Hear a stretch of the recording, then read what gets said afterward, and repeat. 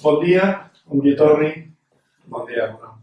Johnny, tu estàs un dia més a Catalunya, últimament et veiem molt sovint, senador per Bildu, al Senado d'Espanya. Benvingut a la Revista Guard, estem molt contents que hagis acceptat la nostra invitació. Teníem ganes de xerrar amb tu una estona, sobretot per tenir una visió externa del que ha passat i del que està passant, i perquè d'alguna manera en els últims temps has esdevingut una mena de senador favorit dels catalans. I volíem que ens expliquessis per què estàs tan, diguem-ne, posat en el tema de Catalunya. Bueno, de hecho, en primer lugar, un placer. Muchas gracias por vuestra invitación. Y es cierto que en los últimos meses o en el último año he tenido bastante protagonismo en Cataluña, pero no ha sido de forma voluntaria, sino han sido las circunstancias. Como sabéis, Euskal Herria Bildu tiene una muy buena sintonía, podríamos decir incluso hermanamiento con las fuerzas soberanistas de Cataluña, históricamente, no de ahora, y viendo la criminalización, la represión que se está dando contra este pueblo en el último año, especialmente, y viendo que el Senado ha tenido un papel protagonista, ahí es donde se aprobó el 155, ese régimen colonial, podemos decir, en contra de la inmensa mayoría de esta ciudadanía, y fue aprobado con aplausos en esa Cámara por las fuerzas nacionalistas españolas, como son el Partido Popular, el Partido Socialista y Ciudadanos. Y es cierto que a partir de ahí pues sí he tenido cierto protagonismo en la denuncia, porque además da la casualidad de que soy portavoz de la Comisión de Interior. Y en esa comisión pues es cierto que hemos tenido muchas comparecencias, muchas sesiones de control por los hechos que acaecieron el 1 de octubre, esa vergüenza del primer referéndum, consulta o votación, ya fuera ilegal, legal o alegal, que ha sido reprimida en la historia. Ese récord lo tiene España. Pues el control de esos hechos lo hemos intentado hacer en el Senado, en la Comisión de Interior en muchas ocasiones, y es cierto que a partir de ahí pues hemos tenido Euskal Herria Bildu, y en este caso yo, que soy el único representante de nuestra coalición en el Senado, pues un protagonismo mayor del que usualmente se tiene en una Cámara que no goza de la mejor fama como es el Senado. Aquí en Catalunya els fets d'octubre de l'any passat van fer que molta gent descobrís la cara més amarga de l'Estat, que molts creiem que, és a dir, molts, m'incloc, periodistes, opinadors, que dèiem Espanya no es pot permetre la imatge d'un policia retirant una urna. Ja ni parlàvem de violència, de retirar una urna, de prohibir fàcticament una votació. I molts catalans vam descobrir que moltes coses que s'explicaven del País Basc, que aquí no ens ho creiem perquè la violència ho contaminava tot, per dir-ho d'alguna manera, vam descobrir, ostres, igual aquesta gent era veritat, això que explicaven, que activistes per la llengua acabaven a la presó acusats de terrorisme, una recepta que ara ens trobem que ens apliquen a nosaltres. Así es, el Estado está aplicando el mismo manual de represión, se conocía en el País Vasco como ese manual de contrainsurgente, con una diferencia, que es que el contexto es completamente diferente. En Euskal Herria, lamentablemente, sí había violencias de diferente tipo, y el Estado utilizaba con la excusa del todo es ETA y la lucha contra ETA, la represión, criminalización y todo tipo de barbaridades judiciales, policiales y legislativas contra todo aquello, ese magma que ellos decían que era todo es ETA, y ahí entraban desde militantes asociativos, desde periodistas, desde gente que no tenía nada que ver incluso con movimientos políticos, hasta representantes políticos, como ha sido el caso de Bateragune, de Arnaldo Otegi y sus otros 4 compañeros, que por haber trabajado por la paz en Euskal Herria fueron criminalizados, fueron detenidos, fueron juzgados en un tribunal de excepción, fueron condenados, acusándoles de hechos gravísimos, de ese, ya digo, todo ese ETA, y ahora finalmente el Tribunal Europeo de Derechos Humanos ha corroborado lo que en Euskal Herria la inmensa mayoría de la gente sabía, que es que no tuvieron un juicio justo.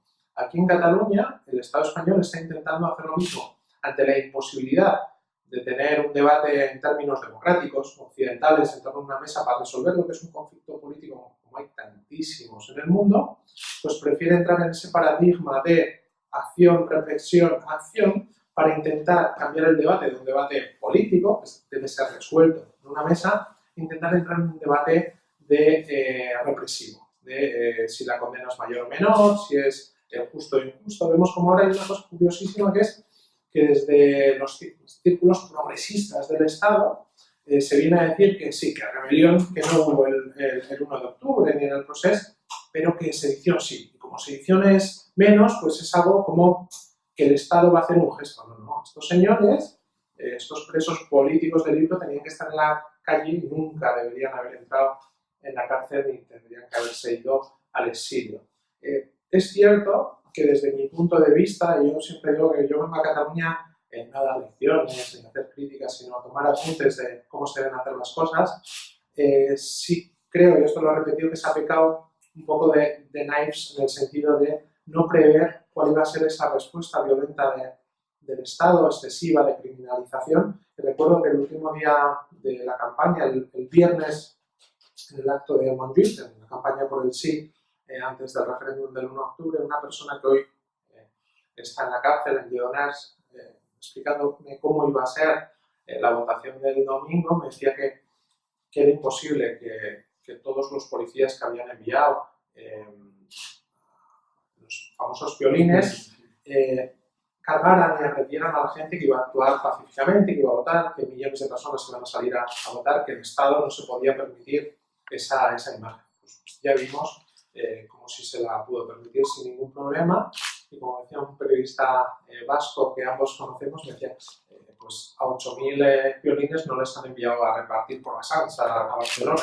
Y es cierto que se ha pecado desde ese... Ha sido un descubriment a mar, i també que aquesta Europa en construcció inacabada, que també havia esperances de dir Europa no permetrà segons quines coses, reaccionaran, i tampoc va passar res, i fins i tot les condemnes als tribunals europeus que tu esmentaves no deixen de ser simbòliques, perquè com a molt l'Estat paga una multa, però els jutges que van prevaricar no tenen cap conseqüència en la seva carrera professional, ni l'Estat, és a dir, tampoc hi ha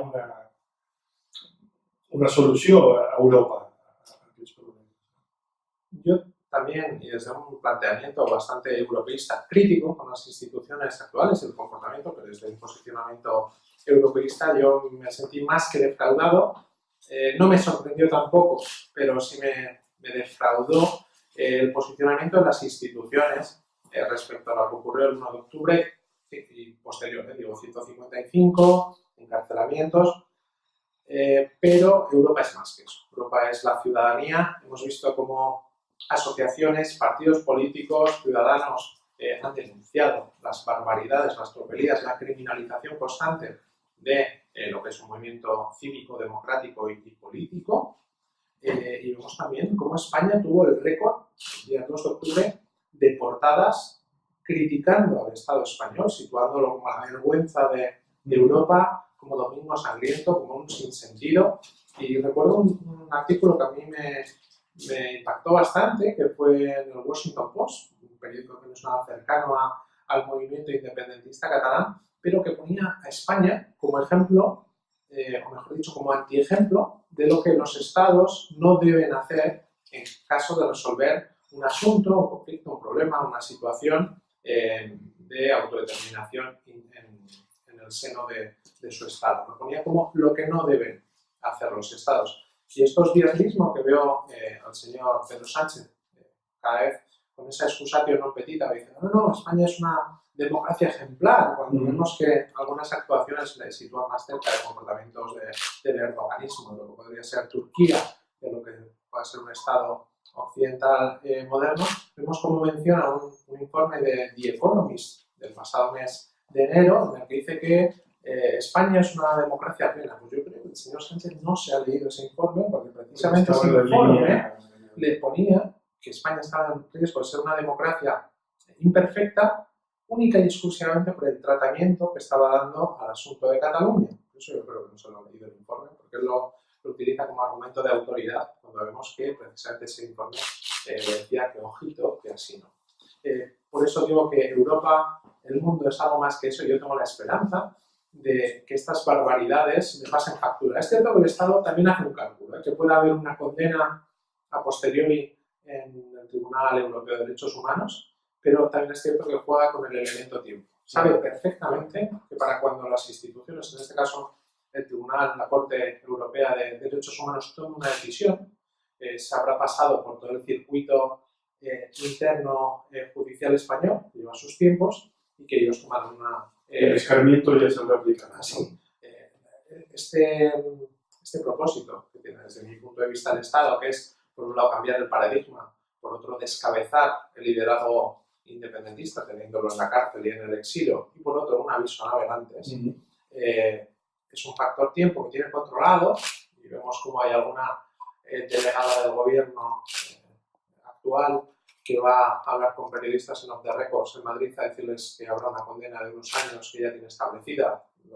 ¿Qué tramo de años será? Vemos como la división de poderes en la teoría está muy bien, pero como desde el Poder Ejecutivo tienen ya una idea aproximada de lo que pueden ser las condenas, por lo cual ellos juegan con ese elemento tiempo. Hoy por hoy sabemos el independentismo, ya que lo ve desorientado después de lo que ha pasado y de pensar que forçaria d'estar una taula de negociació i que són fets que no s'ha traduït, podem dir que hi ha dues visions de la jugada. Hi ha qui diu som una república, es va declarar el 27 d'octubre, el que hem de fer és posar-la en marxa peti-peti, i hi ha una altra visió que diu hem de ser més, hem d'ampliar la base independentista i aconseguir un referèndum pactat amb l'Estat. Tu, a prop de quina de les dues visions te sents més a prop? Yo digo, como observador externo, que no entro a lo que son las diferencias estratégicas que hay, obviamente, en el soberanismo catalán, y que además que es lo normal. Digo, si ya dentro de una coalición, un partido, ya tenemos debates intensos de cuál debe ser la postura o las estrategias a seguir, pues imaginémonos en un movimiento que abarca desde partidos de orígenes y culturas políticas completamente diferentes a movimientos sociales, digo, a gran parte de esta sociedad, pues es normal que haya un debate sobre cómo debe ser el futuro, qué se debe hacer en el futuro. Pero ya digo, y sin hacer de Poncio Pilatos, es que yo no creo que las dos estrategias deban o puedan estar confrontadas.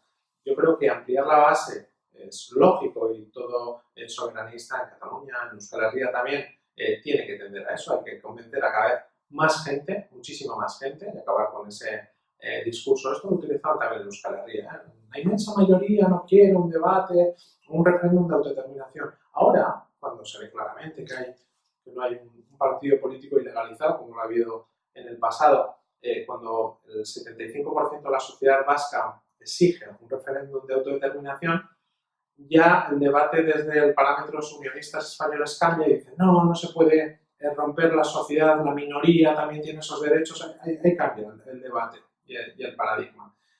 Pero también es cierto que la construcción de una república no es una cosa de un día, sino que hace falta efectividad.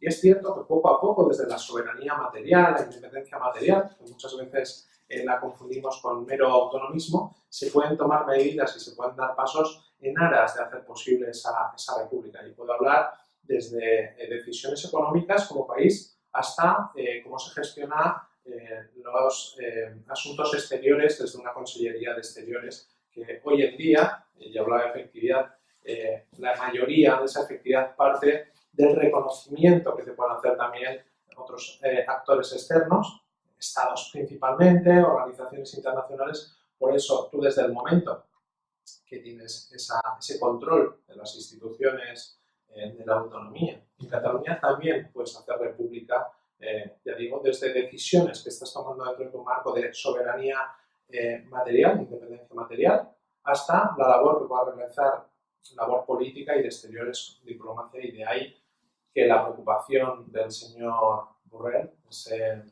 ministro de Asuntos catalanes, sea impedir que se abran las delegaciones que se cerraron por una decisión dentro del 155. Ahora que mencionas, el artículo 155 canvia radicalment l'arquitectura institucional de l'Estat, perquè ara hi ha un mecanisme, que abans era una cosa etèria que ningú sabia ben bé què era, però hi ha un botó que es poden pitjar per acabar amb l'autogovern aquí, però també a Euskal Herria. ¿Qué hem de fer per defensar-nos això? Yo creo que comparto lo que dices. Es que además, en Euskal Herria se vio muy claramente la fragilidad que tiene el Estado de las autonomías, blindado. Vemos como algunos actores institucionales vascos nos hablan de esa bilateralidad. En 10 minutos se te suspende la autonomía y todos tus poderes desde el Senado. Hay que recordar, ¿no? Muchas veces nosotros solemos decir, ¿el Senado para qué sirve? Pues el Senado sirve para el 155 y que el Partido Popular, con un 33% de votos, con un 66% de representación en esa Cámara, pueda decidir que hay 155, esto es la suspensión de la autonomía en 10 minutos. Esto no había ocurrido antes, pero ya se preveía. Se incluyó en la Constitución y se ha interpretado y se ha votado además en el sentido más estricto del término. Ese artículo 2, que habla también del derecho a la autonomía, ¿tenía el señor Rajoy derecho a suspender al gobierno? ¿Tenía derecho a convocar elecciones el 21 de diciembre? Muchos constitucionalistas han dicho que no, que solamente tenía unas capacidades de que se tomaran unas decisiones administrativas que se impusieron, pero no tenía la capacidad de suspender a todo el gobierno y de convocar elecciones. Pero ya se ha creado ese precedente, ya está, y como me dijo el señor Zoido a mí en una pregunta parlamentaria en diciembre del pasado año, acabé diciendo, ojito, que el 155 se puede aplicar a todos. Eso es lo que me dijo. La actuación de un senador, que es el llanero solitario, ja perquè ets l'únic representant del teu moviment polític allà al Senat, i des de fora es veu que estàs picant pedra. Això és frustrant a nivell personal o al contrari, te crees que més... A ver, yo cuando fui al Senado ya sabía dónde iba, ya había estado en Madrid, en el Congreso de los Diputados, sabía qué mayoría había y yo sabía que me tenía que centrar en una mera labor de control político, anteriormente al Partido Popular y ahora al Partido Socialista. Sabía que ese control político, estando solo en el grupo mixto, pues debía hacerlo en las comisiones, cuando comparecen las comparecencias, y también de manera escrita, haciendo muchísimas preguntas por escrito, una labor que pasa un poco más desapercibida hasta que el gobierno da una respuesta de estas un poco marcianas que suele dar de vez en cuando.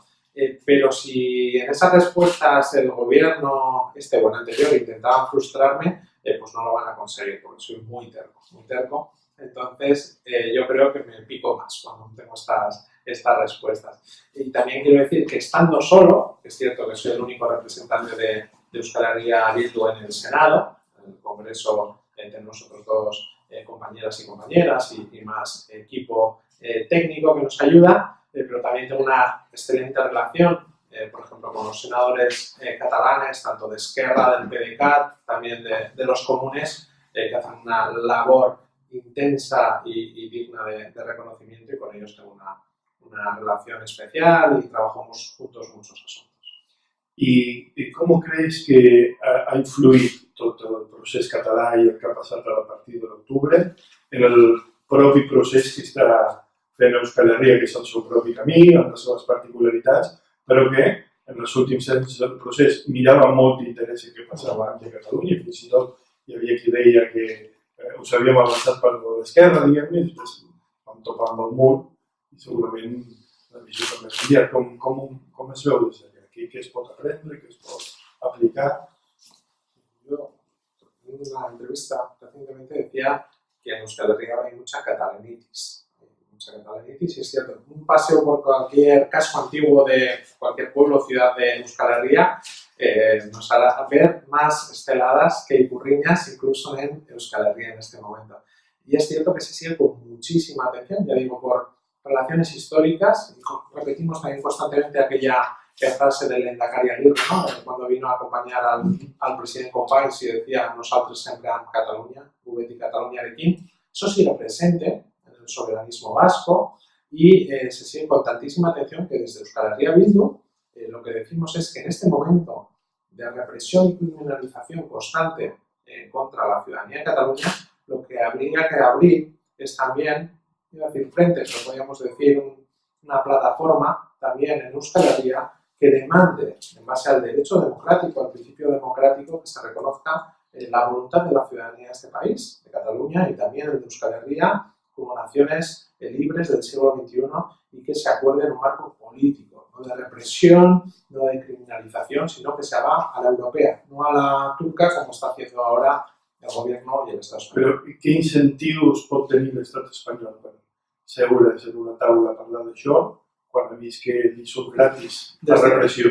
Desde mi punto de vista, hasta este momento, en el Estado, y esto lo veíamos en Euskal Herria, se favorecía o se tendía a reconocer a algunos partidos de Cataluña cuando se tomaban medidas muy drásticas como ilegalizaciones o represiones salvajes contra Euskal Herria, y en este momento para el Estado español, su deep state, sus medios de comunicación, sus estructuras de los poderes del Estado clásico, pues el Lehendakari, hay que reconocerlo orgullo, pues representa un hombre de bien, sensato, moderado, que hace muchos años pues, representaba al señor Pujol, o incluso en un tiempo el presidente Mas, hasta que ya se convirtieron en bestias negras del Estado y pasaron a ser el enemigo interior. Hemos visto como en el Estado siempre han necesitado vascos y catalanes como enemigo interior, y podemos hablar del señor Carlos Rovira, del señor Ibarretxe, del señor Otegi. Siempre hay ese enemigo interior sobre el que quieren representar todos los males, y en este momento pues también vemos cómo se intenta representar al presidente Puigdemont, al presidente Torra, como ese enemigo interior que querían esa foto que fuera entregado por Alemania bajando de un avión, esposado, como esas imágenes que hemos visto en el pasado de militantes vascos, pues tenían esa necesidad de tener en su poder al enemigo interior.